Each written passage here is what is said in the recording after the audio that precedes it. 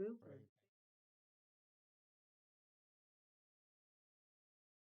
Our next speaker is Peter Selby, who's from the University of Ontario. Peter, is that right? And very prominent Toronto. Toronto. Toronto. Okay. Yeah, Toronto and Ontario. That's right. Great. And I read his New England Journal review on smoking cessation medicines about 2 months ago, which is what really inspired me. That was a fantastic article, which is why I recommended Norma to invite him. And very distinguished expert in the field of smoking cessation. Go ahead, Dr. Selby. Well, thank you very much. And again, thank you to for inviting me, and thank you to Norma for making sure we got everything done and hosting us so well. I wish I could have been out in California with you in person because it's beginning to get cold over here in Toronto. But what I'll do is, I know I have a short period of time with you, so my slides will be available to you. Feel free to keep typing your questions into the chat as we go along. I welcome that. And I'm going to now see if I can share my screen and see if it works. So let's try. Let me know if you can see my slides. And are you seeing my slides? Are you seeing my Yes. Yeah, it looks great. It looks great. Okay. So really, I work at a academic health sciences center or a hospital that is affiliated with the University of Toronto. It's a mental health and addiction facility. It has 500 beds, but also ambulatory setting. And my clinic is focused on nicotine dependence. It's part of the addictions program, and it focuses on treating people with severe nicotine use disorder. But we also have a scale-up program into the province that happens in primary agencies and other ambulatory settings. And we also have a large training program which is focused on tobacco addiction treatment with equity-deserving populations, as well as dealing with people, especially people with other co-occurring mental illness and substance use disorders. So without further ado, I'm going to move forward. That's just me. Disclosures that are relevant to this, one is important to know that I take no tobacco, vaping, alcohol, or food industry funding. I run this large program for smoking cessation where we provide 26 weeks of free nicotine replacement to anybody trying to quit smoking. And so we buy our medications from Johnson & Johnson and Novartis at open competitive bid, and then we distribute this. And in the past, we have had a grant from Pfizer, which is the manufacturer of Varenicline. So those are the only potential relevant, and I hope today through my talk, you will see that hopefully you don't perceive any bias in what I'm going to talk to you about. So one of the things that we do in Canada at CAMH is that we are in a process of what's known as following the Truth and Reconciliation recommendations in our country with our indigenous, with not our indigenous, but with the indigenous people who lived here and were the stewards of the land prior to the settling. And as an immigrant settler to this land, one of the things is we acknowledge where we come and how we occupy this land.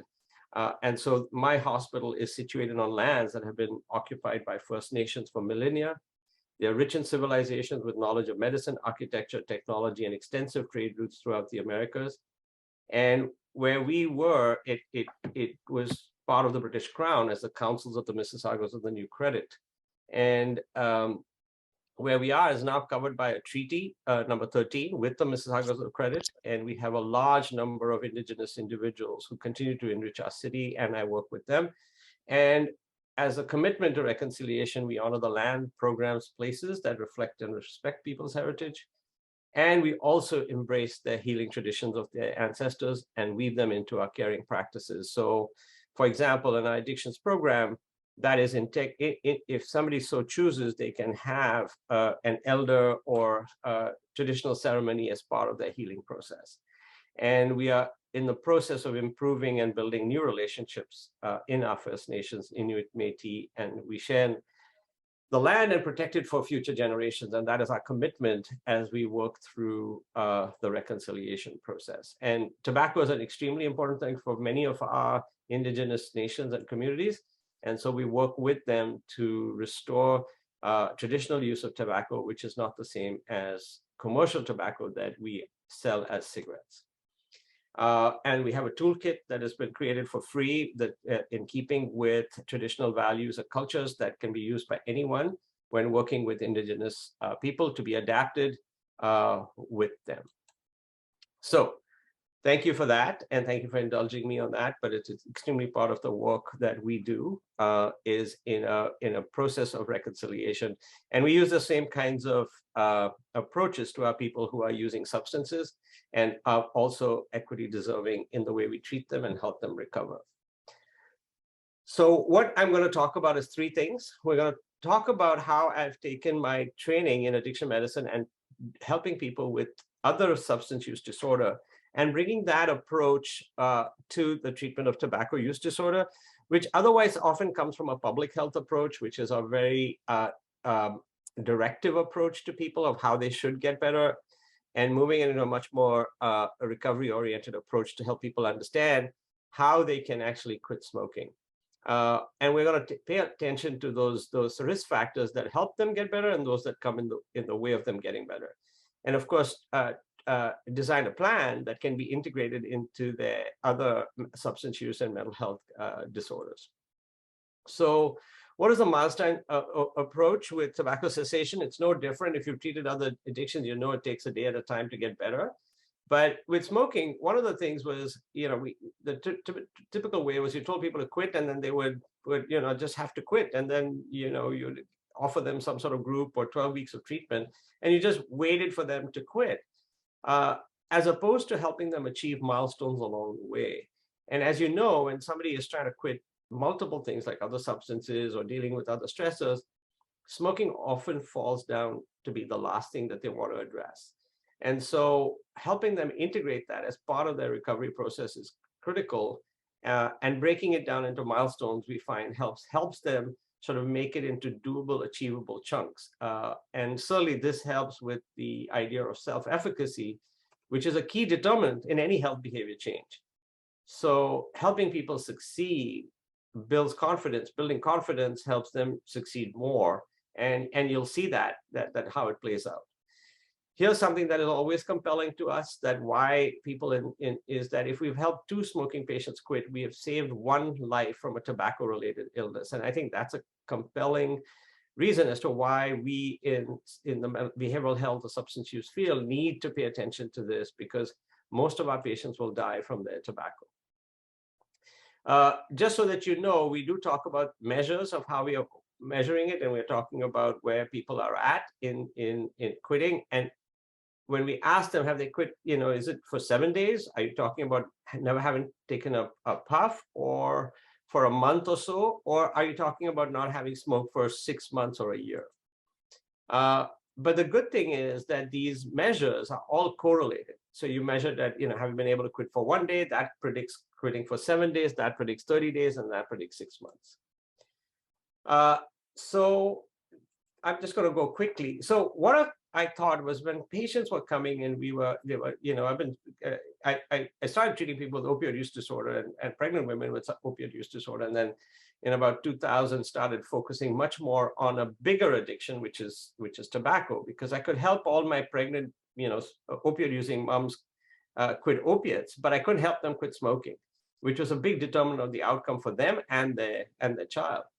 So I really started focusing on smoking. And when I started working on this, I found it really difficult, because I've said, we gave them a single treatment and maybe a bit of counseling here, and then they would do it. And I'm saying, wait a second, if this is an addiction, why are we treating it that way?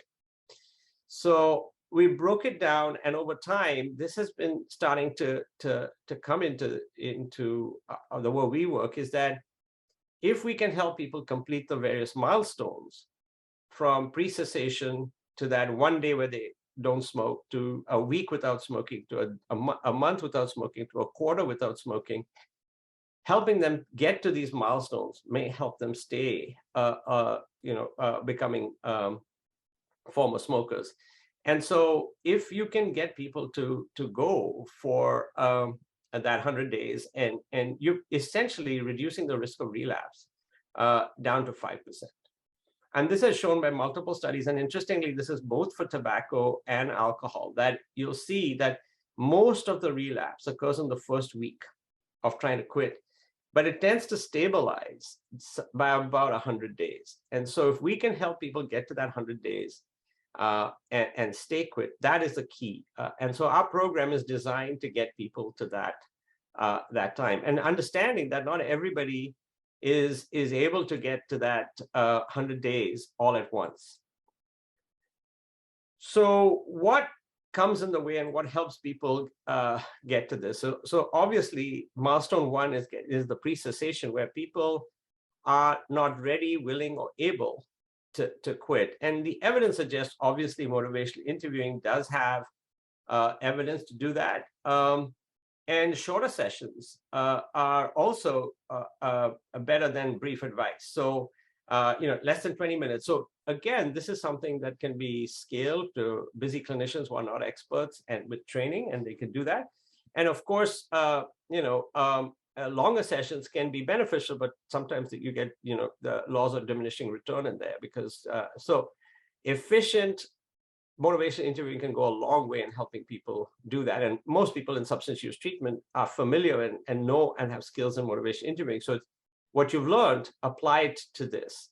And there's obviously single session to multiple sessions and follow-up. So I'm not going to bore you with this, but just to suggest that when people who are trained and know how to do motivation interviewing use those skill sets that you use people to motivate other behaviors, help them, can also work for quitting smoking.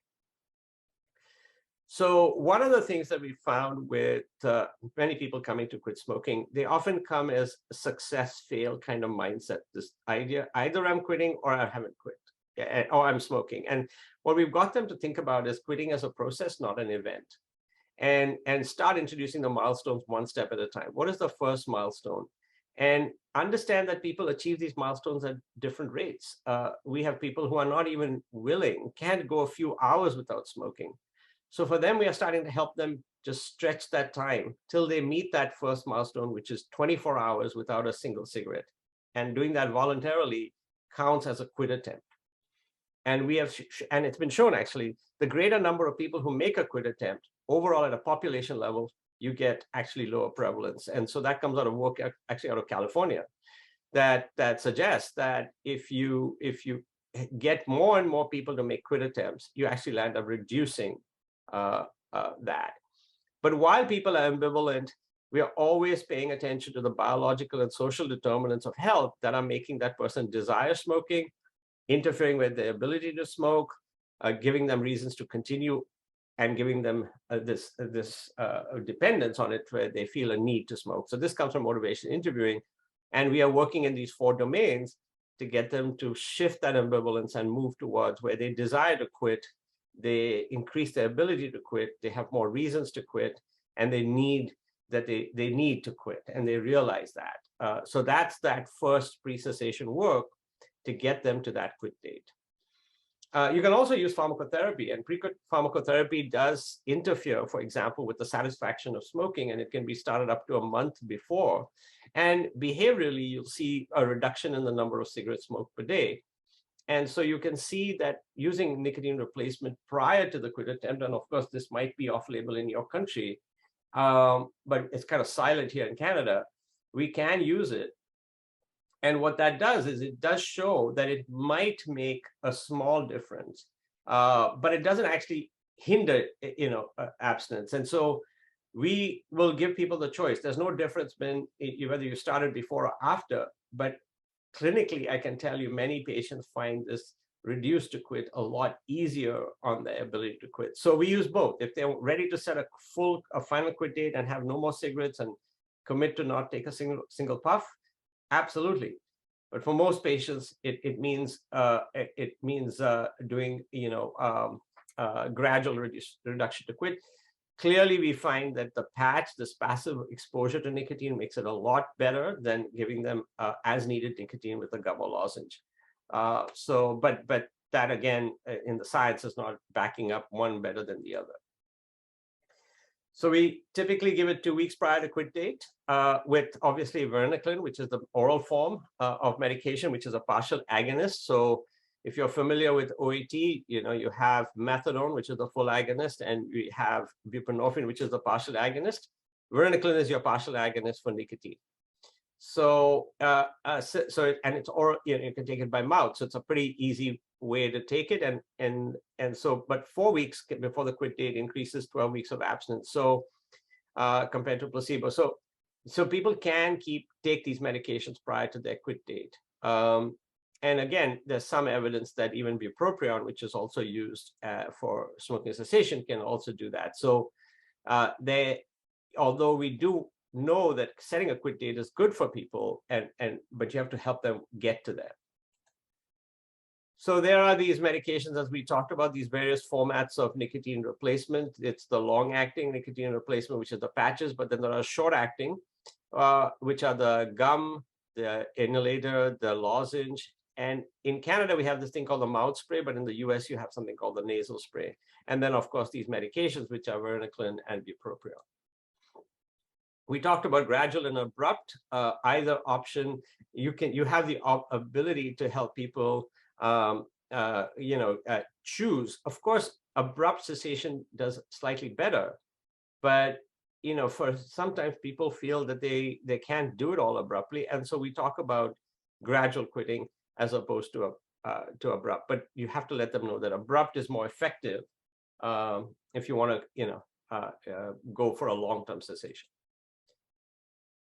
So when people say they are not ready to stop, but they're ready to reduce, it's not that they're going to get a health benefit from it, but they do get a behavioral benefit because they can see that they are actually getting more control over their cigarette, which was become an automatic behavior. So just simply managing it helps them bring it down. So often what we tell them is asking them how long they can go without a cigarette and try to prolong the times and gamify it a little bit for them to see how long they can go without a cigarette.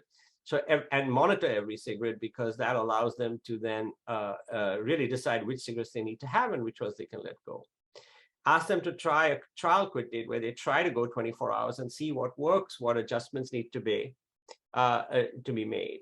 And we also ask them, as I said, to keep a journal log, because then they can look at it at the end of a week and say, oh yeah, here's where I'm having difficulty, here's where I need help, here's what I can actually accomplish. And that helps build self-efficacy. Of course, we have to be careful that when they're cutting back, they're not, smoking deeper and longer and compensating, because that is a problem with cigarettes. You can compensate your intake. So let's say that's milestone 1. Now the next milestone, which is often in addictions, we talk about managing that acute physical withdrawal stage. And that acute withdrawal is that first 7 days. It starts, within an hour, a few hours of stopping to smoke. It peaks within 2 days. And there are typically physical symptoms, there's mood symptoms, and there are cognitive symptoms. And for many people, we need to make sure that we manage this withdrawal. Sometimes you'll have to manage it when they get admitted to a tobacco-free setting and they can't smoke, like a hospital or something like that. And they're not ready to quit for life, but they're willing to try and use ways to manage their withdrawal. And so that withdrawal that they experience might be involuntary, and sometimes it's voluntary, where they say, no, I'm coming here to quit, so I need help managing my withdrawal. Or they're in an ambulatory setting and they continue to need help. These are some of the scales out there. The scale is a validated scale, and you can see it's an 8-item scale. It does speak to cravings, which then maps on to some of the DSM criteria. And these are some of the things that I was talking about, where they get this irritability, anxiety, restlessness, which are all sort of the emotional negative affect things. But then they get difficulty concentration. They may get sad. They may get difficulty sleeping. And they may get an increased appetite or weight gain. Often this doesn't happen immediately, but it happens a few days later. So clearly we can counsel them about managing, how to set this time and how to manage it. And so a lot of the counseling options are how to manage withdrawal in the first week. And that's, usually using sort of self-soothing non-pharmacological means, but you can certainly use pharmacological means. And these are the first-line approved medications, and they work really well in that first week. The biggest problem is that we don't dose it enough. So the ones that give the highest dose in the US would be the nasal spray, but in Canada it'll be the oral spray. And so the short acting can be used in that first 7 days. Or if the person is ready to quit, they can use the patch, and that provides 24 hours of nicotine at a much lower level than they get from doing that. And if they stick with it, taking minimum of 8 weeks, they can actually reach more than just that, second milestone of going 7 days, but they can go longer. And let's say you're using these techniques of using nicotine replacement and behavioral or non-pharmacological levels, and they cannot make 7 days. It's telling you that the nicotine replacement is not strong enough. And often that's why combination nicotine replacement is sort of the way to go. So they're using a long acting like the patch, and then they have breakthrough gum, inhaler, lozenge, or nasal spray in your country to manage that. The first-line medications like bupropion and varenicline don't actually affect withdrawal right away, because often people are using smoking cigarettes at least for the first few weeks before they try to quit. And by the time that these medications have started working, the withdrawal itself is kind of done, and they don't experience much withdrawal per se, as we would describe it. They often may continue to have a few cravings, but typically what they say is they can go longer and longer without a cigarette. They're not feeling uncomfortable, and it's only situationally where they might get triggered to have a cigarette. But in the first week, these medications don't actually manage that acute withdrawal symptoms. So if somebody gets admitted to hospital, can't smoke, giving these medications will not mitigate their withdrawal, and you need to manage it with either nicotine or other non-nicotine mechanisms, or both. So I'm going to keep moving forward. This is just the evidence for that. But even if you started medications, which is typically given from 8 weeks more, or 12 weeks, up to 12 weeks for the oral medications, while this quit process is going on, if you look at the studies, they often want people to have continuous 30 days without a single cigarette. So that how to get that 4 weeks continuous abstinence, which is typically in the studies is weeks 9 to 12 after they start the medication. So committing to not a single puff. And that's seen as the evidence that this is effective. And there's actually some behavioral background for why milestone 3 should be 30 days quit, because at week 4, you can get people up to this this abstinence of 58% with NRT, bupropion 54%, and varenicline a lot lower. But keeping it going can help them get to that 4 weeks abstinence to up to 60%. So all these medications are not the same. You need to decide what's working with the patient. But more importantly, counseling, whether it's telephone or in person, really does not seem to increase abstinence after that. So you have to really think about what are the medications that you're going to help them with to get to that 4 weeks of continuous abstinence. But what are you doing behaviorally during that time that I think addiction treatment trained counselors can help with is, one, smoking has become automatic. So somebody's been smoking for 20 years, they're smoking 20 cigarettes a day. They know how to smoke in a rainstorm, in a thunderstorm, in the snow. It doesn't matter what's happening. They can light a cigarette and know how to get cigarettes. So it's automatic. Often people will say, I don't know how I smoke 20 a day, I just do. And so what happens is, even if you withdraw them from nicotine, they have difficulty staying abstinent. And it's not driven by withdrawal, because it's driven by the learning and habit cycle of addiction. So they get exposed to a cue or trigger, whether it's internal, some emotion, negative emotion, or it's external, or it's like seeing a friend who's smoking, or it's something like after a meal, or something that's got conditioned with it, or the phone ringing, or drinking, or some other substance. They'll end up getting cravings to use a cigarette. They use, they prime, and then they relapse. So it is under both automatic and partially under volitional control. So it's really helping them learning new associations and what's known as response inhibition. So when you get a craving, you use mechanisms so as not to respond to that. And of course, making sure that people take their medication during that time really helps create a fading of that, because people who smoke on top of good doses of nicotine replacement or their Verniclin will tell you their cigarettes don't taste right. They can't finish their cigarette. They say, I was out with a friend, I had one cigarette and I just couldn't finish it and I put it away. So it's really important that they take their medication for the full duration, because it will help them break the habitual part if they combine the medication with the behavioral interventions. The other thing you're helping them do is to get substitute reinforcers or complementary reinforcers. What does this mean? So behaviors that or products that replace or decrease the likelihood of smoking. So we get people to think about, working with things like working through replacement, substitute reinforcers like physical activity is big, but also consuming, say, fruits and vegetables or things that don't go with smoking, so they can kill that craving for a cigarette. And then, of course, you take away these complementary that promote smoking, like drinking, hanging out with people who smoke, the coffee, and the meal. And here you can show that if people, it does mean that if people are able to adopt and pick up substitute reinforcers,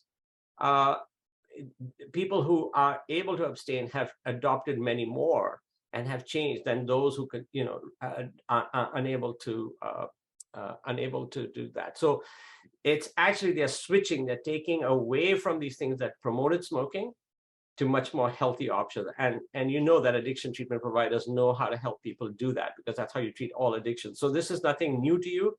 Apply what you do to that and to other substance, and helping the person pick up alternative reinforcers. And there's some evidence that it makes a difference.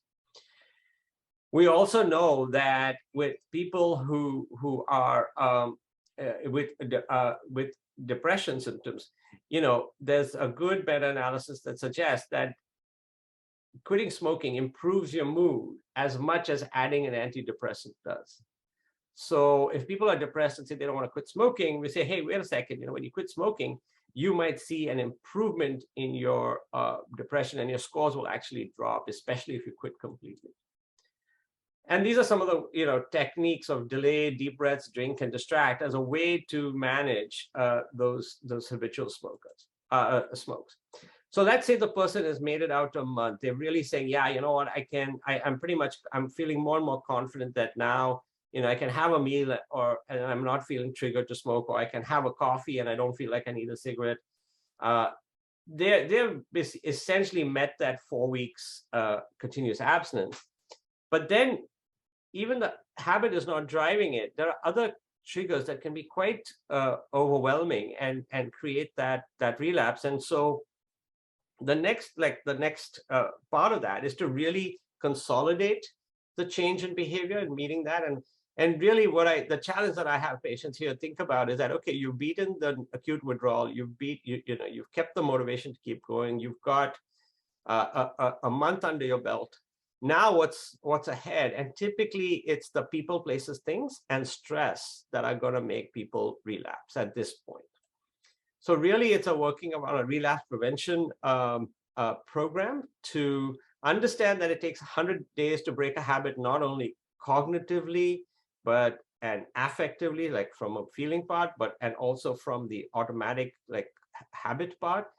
But you're starting to now tap into the appetite and the attachment that people have to cigarettes and what cigarettes mean to them, because then now it comes up, because now they'll start saying, I'm missing my old buddy, I'm feeling kind of lost, all of that. So we say, yes, continue with the pharmacotherapy. The pharmacotherapy is really creating your protection for any lapses. But what we start working with them and really think about is how stress creates the craving. So we help them understand the stress response system, the flight-fright response, and how, when that is happening, their body is going to want comfort food. And if they've been addicted to cigarettes, that will always come to mind as the first place to turn to. So developing alternatives, developing ways to manage that is critical. So that is the one thing that we help them manage their stress. And that this happens with all other substances as well. So it's not that different.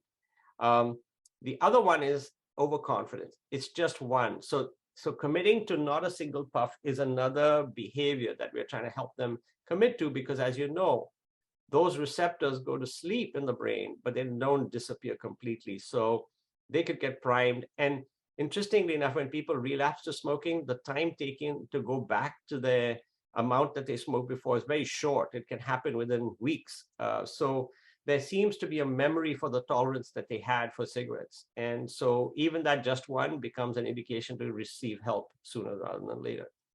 And of course, we talk about, the avoidance of complementary cues, people, places, things, and gradually reintroducing those cues before and being confident that they can stay stopped. So, patients will often say, well, I've quit smoking for a month. Why should I keep taking these medications? And how long should I take them for? I said, you should take them for the whole month. And here's why. You're ready to stop all these medications if you've been in every situation in which you previously would have smoked. So you've had a good time, you've had a stressful time, whatever has happened, and you didn't reach out for a cigarette, you walked away from a cigarette, you're probably ready. And so that's how I help people individualize and understand their readiness based on the milestones that they've achieved. So we talked about the stress one. I'm not going to spend too much time. I want to make sure we have time for this. But one of the things that I'm doing more and more, and especially with my patients who've had trauma in their life, and especially where they've developed this extreme attachment and attraction to their cigarettes, we know that they will continue to miss them. And if you don't bring it up, they don't talk about it because they feel embarrassed. And so we use metaphors with them, like, oh, you're giving up your best friend, or you're giving up your lover, etc. Whatever works for them, we work with that, because we know there's this residual attraction to smoking, and it persists for a long time and can account for some of the relapse that we see even after 2 years. So it's really important for people to do that. And how I work with people with that is to say, okay, you're coming out of an abusive relationship with the cigarette. Only a cigarette knows how to make you feel, but it's killing you. So think about how we can help you get out of this abusive relationship. It's not about medication anymore. It's really about engaging that person in choices of how to get out of this relationship and stay out of this relationship. And understand that they may be sad about it, but it's about, and they may grieve it, but then they're getting out of it.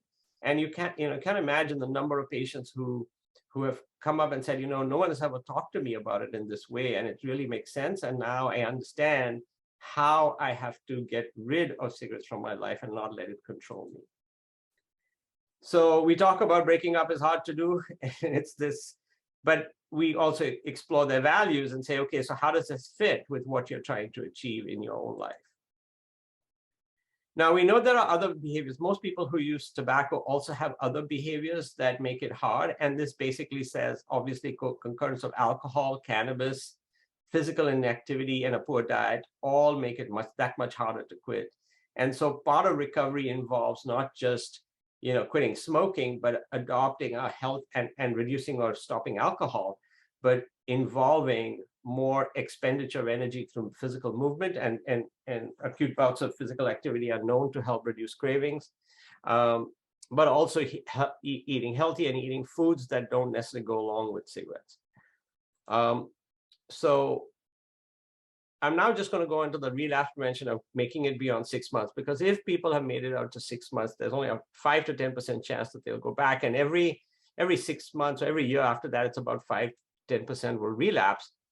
But to become an ex-smoker, it is these are some of the things that people will say that they're good. And it's really important to express gratitude, pride, and excitement, and that smoking is a closed chapter.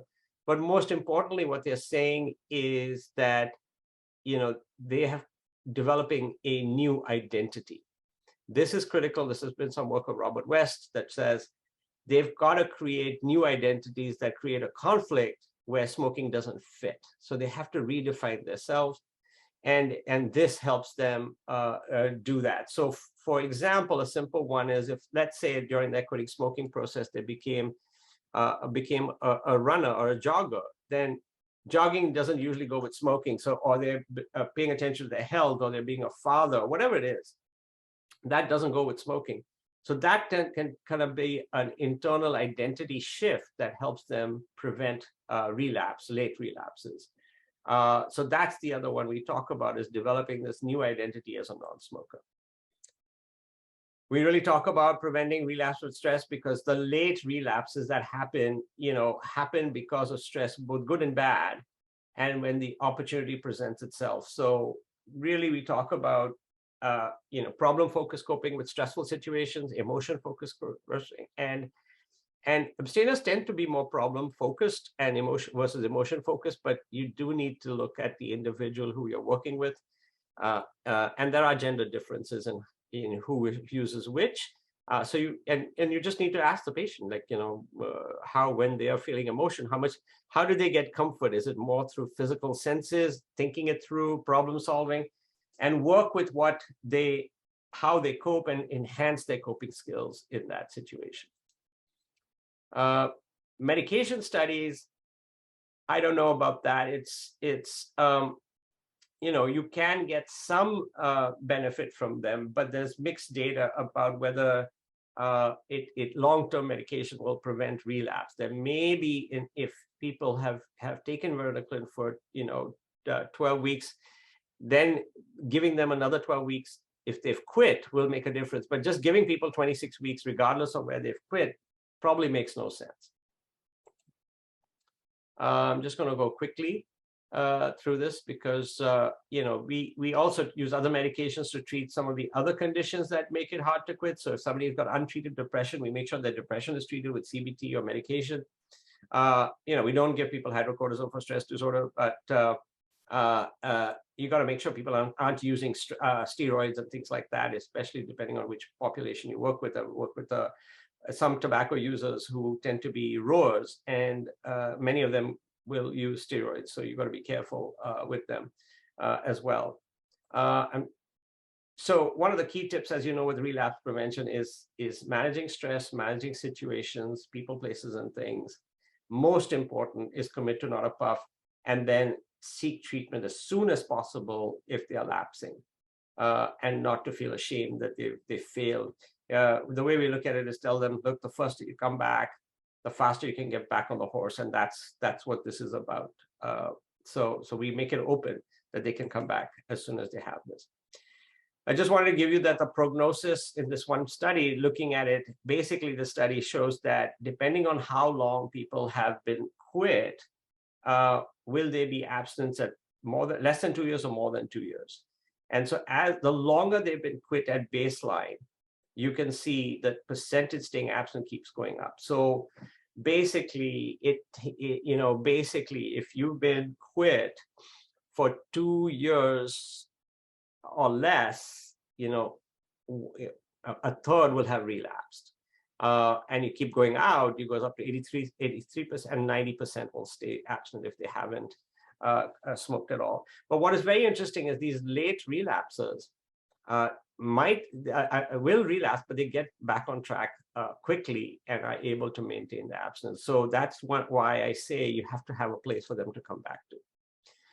All right, so one way is the Milestone applies evidence-based outcomes, that the 1 day, 7 days, 1 month, 100 days. It's attainable and flexible, and then it gives you and the patient an idea where they are at and what you're going to focus on. If they can't even make a day, then you're working on motivation. If they can't make a week, you're working on pretty much withdrawal. And if they can't make a month, it's the habit, and then so on and so forth. And the other thing is it keeps people in the process, that this is a process of quitting rather than a one-size-fits-all. And this uses a developmental biopsychosocial approach to them, because you're saying it's not just the medication, it's how you think about yourself, what's happening psychologically and behaviorally, and your environment to be able to be successful. And it helps us focus our sessions on where they're at and what they want to work on. And in a way, this helps clinicians put evidence into practice beyond mindlessly following, an ask, advise, assist kind of quit, which is kind of a population-based approach. So I'll stop there and open it up for any questions if we have time. Thank you very much. We're getting several questions about the slide deck. Yes, it will be available to everyone. There's a question. Oh, I'm sorry, that's not a question. Are there any questions? I Please think I feel saw a free to. question about. Oops, Oh, sorry, go ahead. Go You ahead. see something? Mhm. No, I think I saw the PTSD client, or was that That for was the previous all. speaker? Okay. Yeah. No questions here today. Something about a. Oh, what according to you needs to be the role of governments and state authorities in prevention or reducing relapse to smoking alcoholism? So clearly, societal constraints and policies help shape our behavior.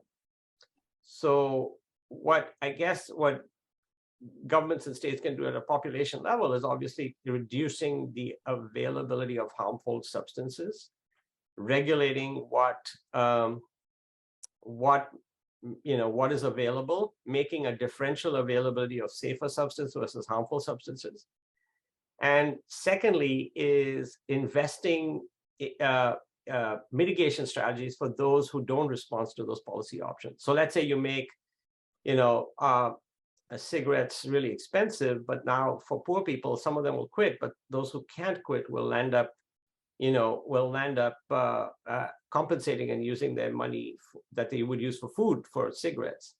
But what about making medication available to them, or quit lines, or whatever, or quit programs? So I think governments have a role in making sure services are available, especially when they put in policies. And then of course, so it all works in concert, right? It works together, like trying to help people quit when you have smoking allowed on an addiction inpatient treatment makes it hard.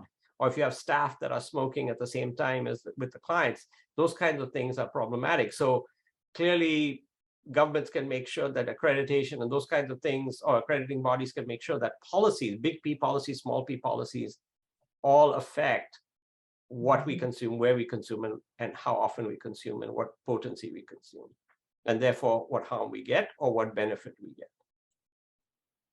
Yeah, and thank you, Shmil, for your name. I think hopefully I pronounced your name correctly, Shmil. Okay. Someone's asking about a website.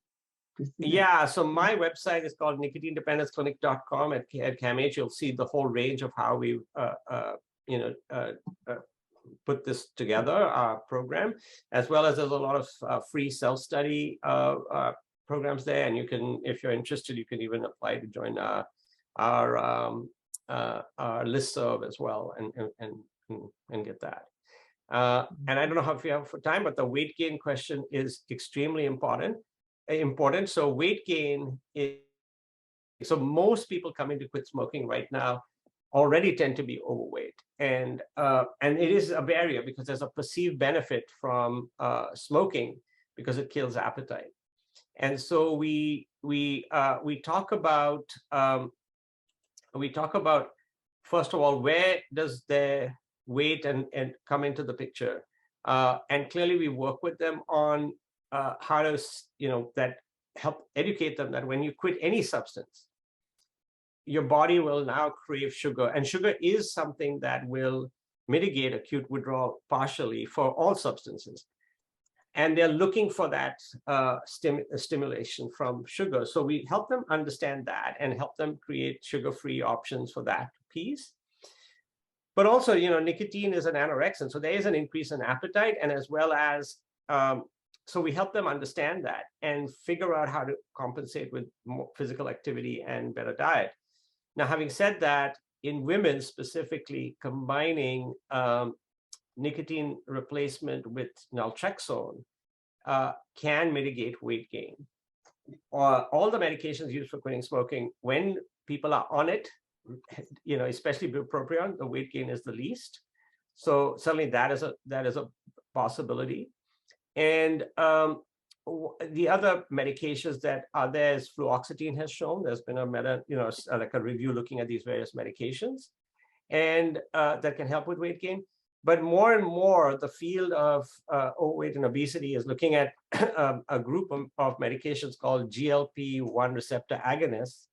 And we are also beginning to explore that, especially in our patients with schizophrenia who go on to antipsychotics, they gain a lot of weight, they're smoking, they're sitting ducks for heart attacks and diabetes. And we are beginning to use these medications in them to manage that weight gain as well. So hopefully that's helpful to you. And I will put my website And also in. to add, exercise would be a crucial component. Absolutely, yeah. It helps with the cessation, it helps with the weight loss. Absolutely.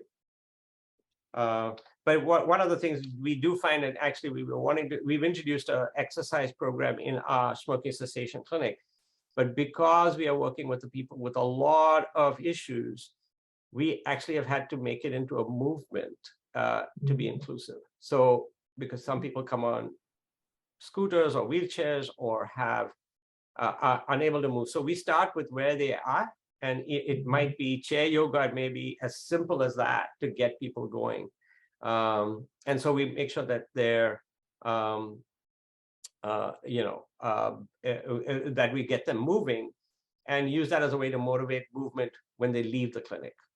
But we are seeing that, I mean, maybe my population is very skewed. So, but if people are not, most of our patient populations are not willing or able or have the means to join a gym. So we try to, we try to work with where they are. But you're absolutely right, Dr. Thank you again, Dr. Selby. So many comments about people receive, me too, new information today, and that's what these trainings are all about. So we really appreciate you taking time out of your schedule to join us. Yeah, my pleasure. Thanks for having me. Thank you. All right. Have a good one. Have a great rest of conference. And thank you for doing this work, everybody. Thank you so much. Great Thanks. job. Bye for now. Okay.